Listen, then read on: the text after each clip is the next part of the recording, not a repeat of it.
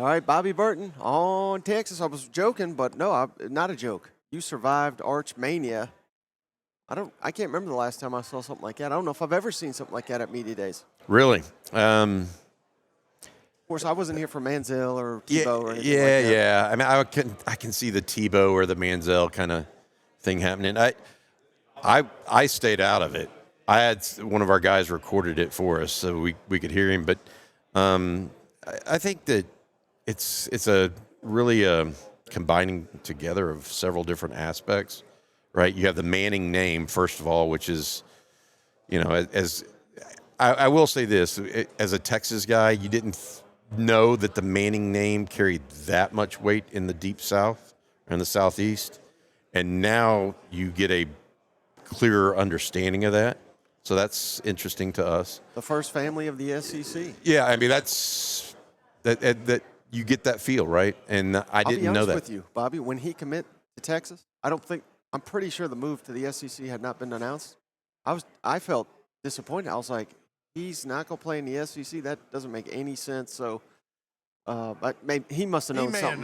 He may have known. You never know. The people that are above our pay grade know things that we don't necessarily know at times. Yeah. How far out did you start hearing rumors Texas joining?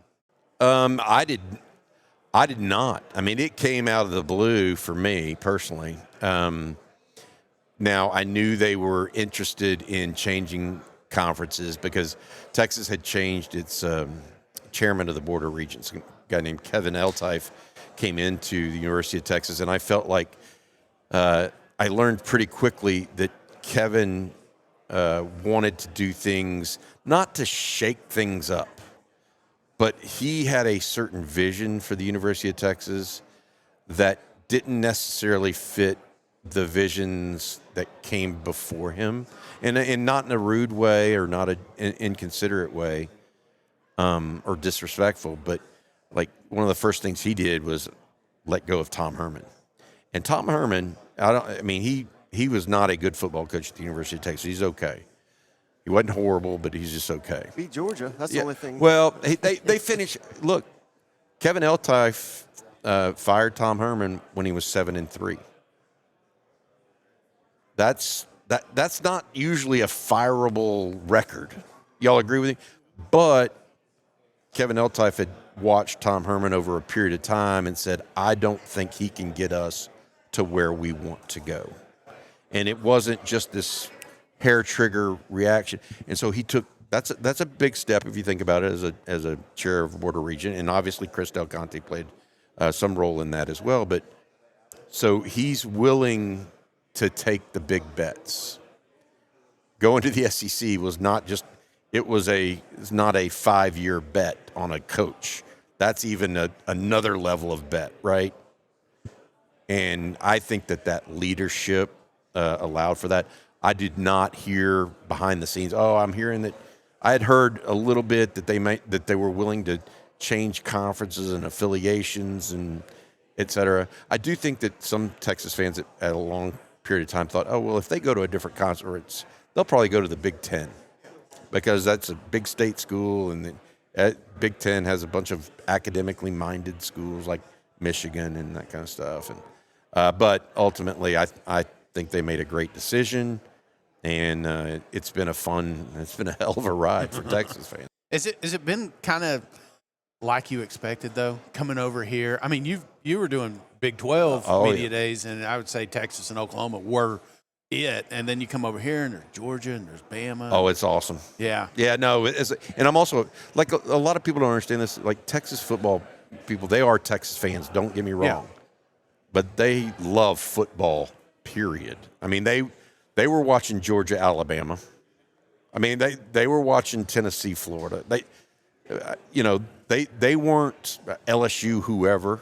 They weren't ignorant of college football. Right. And so for me, personally, as someone that's covered it professionally, the Big 12 media days is a little bit, it's like a circus a little bit, no offense, with Brett Yarmark. I mean, he's the carnival barker that, is out there rallying the troops. And the SEC is so much different not only in the just sheer volume of this digital drive, I guess they're instead of Radio Row, they call it now. I mean, there's 5 times the number of people here for this portion of the SEC compared to what the Big 12 does. I mean, last time I went to Radio Row at Big 12, it had 12 tables. I mean, what do they have? I'm table 113, I think. So, I mean, you know what I mean? How many days is it? Is it 1 day or 2 days? It's 2 days. It all makes sense, Shane, because this is day 3. Bobby came over here. He looked half dead. He's not used to day 3 and 4. I am half dead. I mean, yesterday was a hell of a day for the Longhorns, by the way. Oh, yeah. That's right where I wanted to ask you, because yesterday was Georgia Day. It was obviously also Texas Day. Arch Manning came down to Georgia and Texas. 5-star lineman just flipped from Georgia to Texas. Is it a coincidence that happened on the same day Texas and Georgia are here? There are very few coincidences in life. I do think that there's something to be said about that. The one that I think probably stung Georgia fans actually more than the defensive lineman, even though that was obviously big for University of Texas because they needed help on the interior, and James Johnson's a terrific player. Tyler Atkinson, the linebacker out of Grayson, Georgia, number 1 linebacker in the country, but depending on who you listen to as far as rankings, but certainly one up there, maybe the top player overall in the state of Georgia, committed to Texas yesterday.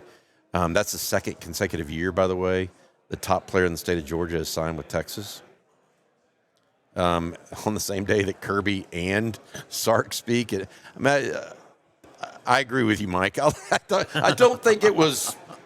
I don't know. I mean, and he did it on the Pat McAfee show, by the way. Oh, really? I missed that. Yes. Well, you were probably busy doing this. Yeah. So that's. I think there are very few. I asked that because is Texas on the verge of overtaking Georgia to be the dominant program in the conference, you think? No. And I don't think Georgia's the dominant program in the conference right now. Is the difference. Like what I see right now because before that it was Alabama. And I do think Georgia for 2 years was in that category. Now I'm seeing, Georgia, Alabama, Texas, LSU sticks their nose in there. Florida's building, I think. Texas. Tennessee just made the playoff. Yeah, I don't see now. Are they the ones you have to knock off the block? Yeah, they won the SEC championship last year, but I don't see this as a Georgia-dominated conference. And frankly, that is very appealing to, I think, college football fans generally, because when you looked at the Big 12, y'all were just talking about the Big 12. What was the first 2 teams y'all thought of when you thought of the Big 12? The only 2 teams, Oklahoma and Texas. Okay. So even though TCU went to the college football playoffs, even though, I don't know, Kansas State's been good here, you still only thought of Texas, Oklahoma. Now you think of the SEC, you don't just think of Georgia. You think of Tennessee or, LSU or Ole Miss now with Lane Kiffin. It's just different. And I think it's for Texas fans, I'm speaking, don't want to put their words in whatever the saying We know is. what you're saying. Yeah. I feel like Texas fans enjoy that. Like they want to be challenged a little bit. You don't want to just be the big dog and you're just looking over at OU and that's the only game you're looking forward to every year. That was 10 years. That was boring. When Nebraska went off the schedule, when A&M went off the schedule, Missouri, yeah. But when those went off the schedule, it was like, man, we're playing in the desert. Because, Texas fans don't get up. Texas Tech fans get up for Texas. Baylor fans get up for Texas. TCU fans get up for Texas. Texas doesn't really get up for those. And not that they shouldn't, because as a team, but the fan base doesn't. Yeah. It seems like, speaking of Texas fans, because I think it would piss me off. I've got a football team that's made the playoff 2 years in a row. And the narrative is that Texas got an easy schedule. And when you look at it, the first SEC game they have at home is in November. And it's Vanderbilt, Arkansas, and Texas A&M. What is the narrative down there if you – obviously you're going to run this thing, but how pissed off are the fans that that's the lineup they have at home? They're not. I mean, A&M's at home. Look, they go to Georgia, they go to Florida, they go to Kentucky, they go to Mississippi State, they go to Ohio State in the preseason. This is an exciting season for Texas football from a fan perspective. I mean, Texas has never been to the Swamp before. Texas has never been. I don't think they've been to Georgia before. They'd only ever played in Atlanta, like back in 1920 before last year. So my point on all this for you guys is Texas, and what do they say about, oh, well, they had an easy schedule. Give me a break. I mean, Alabama lost to Vanderbilt and Oklahoma, who Texas beat both. Don't give me that. Florida, well, they were up. Texas was up 42-0 at half. I mean, you can say schedule this, schedule that. Texas plays Tennessee last year. Texas beats the shit out of Tennessee, Mike. Sorry. No way. No way. No way. Yeah. Slam that running back up the middle of the field against 4 draft picks, and good luck, buddy. Hey, but speaking of that defense, I mean, I kind of kid, but not really. This really was Arch Mania. He's the story. But by the end of the season, what's the bigger story, Arch Manning or that Texas defense again? Ooh. I think people have outsized expectations on Arch, so you make a great point.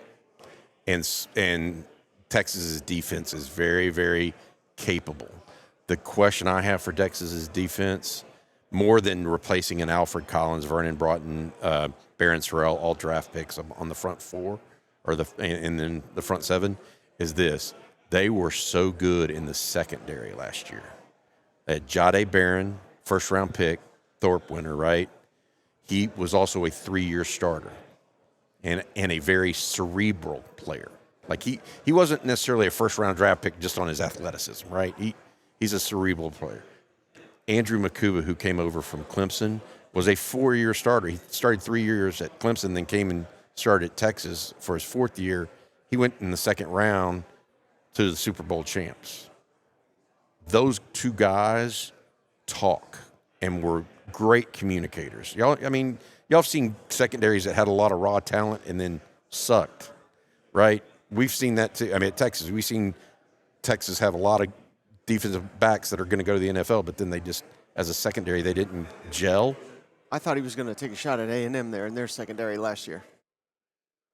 That was a golden opportunity. I didn't pick. You can't pick any one part of that team last year that is, It's because Billy Lucci's over here. I was talking to Billy this morning at breakfast, and no offense to A&M last year, but they didn't score an offensive point against Texas.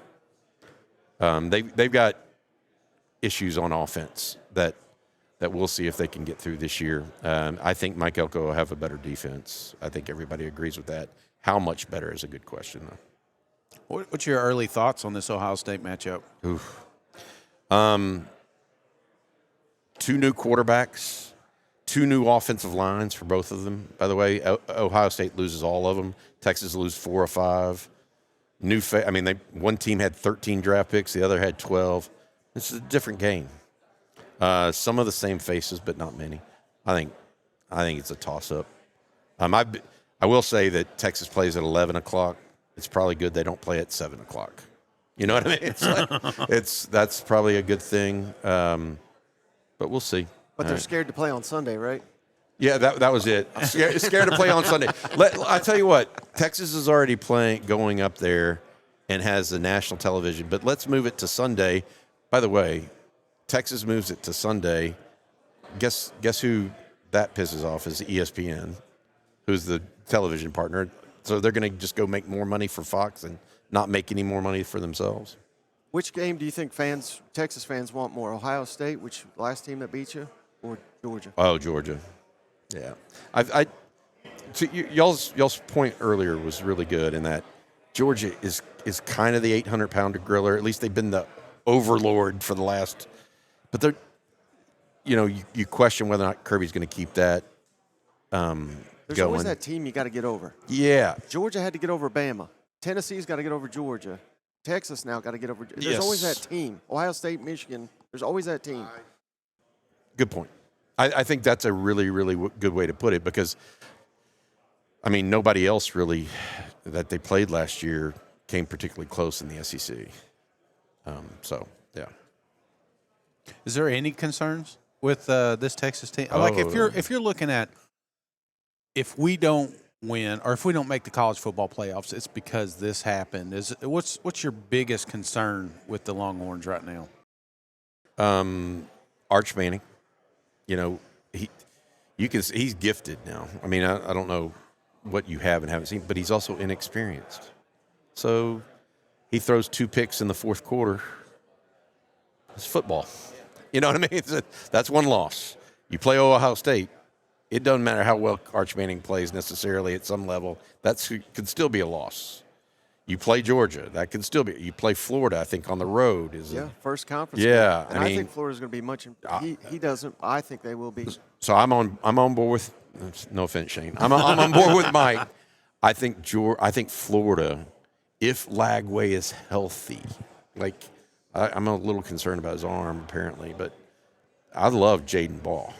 Like, I think he's a bad dude as a running back. And I think they have more talent on defense. If they can kind of get their head around defense, maybe, I think they'll be good. But their interior offensive line is really good too, Mike, which adding that with being able to run Jaden Ball and those inside zone plays, and then Lagway has the arm over the top. He throws a pretty deep ball too, by the way. He's not – that is his throw. You know what I mean? Like some quarterbacks have superpowers, like, you know, Johnny Manziel can run around, and Derek Lagway his superpower is the deep ball, in my opinion, and that fits really well with jamming it up the middle with the Jaden Ball. Shane's just got a little too much Tennessee in him to believe in Florida. Yeah. Oh, well, that's okay. we just had David Cutcliffe on our show. Yeah, great guy. You know what he said? I mean, I hope I don't bother y'all talking about this, but he said that his first experience with the Mannings was when he himself was a recruit, and he went to go see Alabama play Ole Miss, and Archie Manning, the grandfather, was playing and put up like 430-something yards passing back in the 60s when nobody did that, and David was there as a recruit for Alabama. So David went down on the field, and they were leading them all around and stuff. And he goes, I took off for the Ole Miss locker room.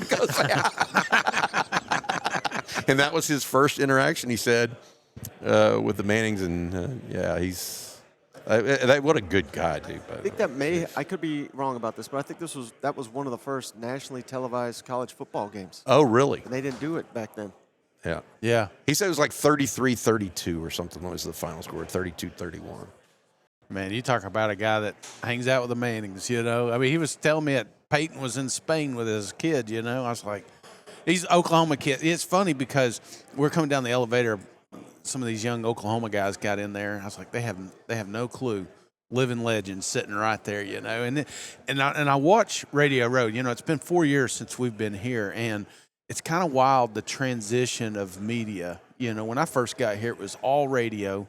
It was all, you know, things for the news and whatnot. Now it's kind of shifted as pod, a lot more younger people running around. But true legends still roaming these halls, and he's one of them. I gave him a hard time. I asked him, I went to an offensive line camp. And I'll never forget, he came up to me. At Tennessee? Tennessee, okay. yeah. So I was sophomore year in high school. And he come up to me and he started talking and stuff. And actually, I came up to him. And he was like, yeah. He said, we offered a boy in your small. Like, he knew every small town that was around there. And it just meant a lot because how authentic he was. So, yeah. No, he's old school. Yeah. Yeah, he's salt of the earth. Yeah. That kind of guy. Do you have a lot of alumni come back and, now that Sark's had this success? I mean, do you have a lot of some of those older guys coming back and helping out the program? Yes, is the short answer. The interesting ones right now are guys like Michael Huff. I don't know if y'all remember him or not. Thorpe Winter. He's on staff at Texas. Derek Johnson, the former linebacker, he actually worked out Tyler Atkinson at some point this summer down there in Austin because he's part of Tyler Atkinson's NIL piece as part of this broad thing that all the big time players go to and stuff. And so yes, they do, and it's welcome. Texas is one of those schools that once you go there, you kind of go there for life. Not unlike some schools here, other schools here in the SEC. So yes, they and Sark does a good job of welcoming those guys and making it their program too. Because that's one of the reasons why you go to a Texas or a Tennessee or a Florida or a Georgia, is that you want to have. I'll give you an example. So Jordan Shipley and Jackson Shipley played at Texas, wide receivers, right? And I asked them, why did you choose Texas? And they said, just because whenever you see the shirt, it's just one word, Texas. There's no, it's like one word, Tennessee, one word, Alabama, one word, Florida. Just really straightforward and easy to understand. And so they have that state pride in Texas is pretty big too. All right, Bobby, last thing for you. Really appreciate your time. All our coverage this week at SEC Media Days is brought to you by MyBookie. They're paying our way to be here, so we're asking everybody that we get down here for their MyBookie boldest take of the season. Could be Texas, could be anything SEC. What's your boldest take heading into the season? Man. Brian Kelly, no more at the end of this year. Is that bold enough? I love it. I'll book that one. I think that. Look. Do y'all not? If they don't make the playoffs, I think he's going. I do. Because the expectations and the possibilities at LSU are so strong. And now it doesn't mean he's got to win. He's got a quarterback. They spent a crap load of money in the portal. They should be better. Their defense has been mediocre for a number of years in a row. Baker's going to get that. My point being, he's the guy that everybody's looking at. Okay, Brian, it's time to. We brought you here and paid you a lot of money. We've given you everything you've asked for. It's time to show us what's what. And so if I had a thing that not many people are talking about, he's got this big buyout and all this other stuff. How about, if he's 8-4, 8 and goodbye. That's my opinion. All right, Bobby, before you go, can you tell our audience how to follow you and how to find On Texas? Yeah, absolutely. On Texas Football, we have a YouTube and a podcast companion. Go there, hang out. We have a morning show every morning called Coffee and Football if you're a Longhorn fan. It is very Longhorn-centric, I'll grant you all that. So we don't see a lot of Georgia or Alabama fans showing up every day, but they do pop in every so often. So please feel free to join us. It's myself, Jerry Hamilton, and Blake Monroe every morning. All right, thank you so much, Thank Bobby. you, man. Y'all have a good Appreciate one. it.